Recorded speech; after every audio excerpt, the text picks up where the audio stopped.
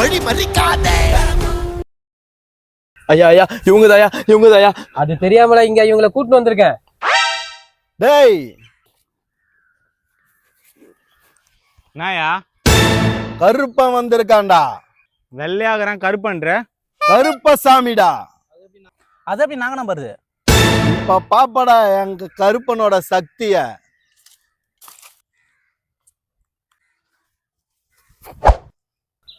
நாயா ஒண்ணுமே வரல கையில. யோ எடிட்டர் இப்ப பாப்படா.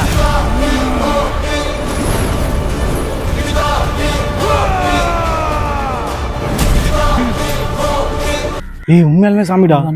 நாங்க தரமாட்டோம்.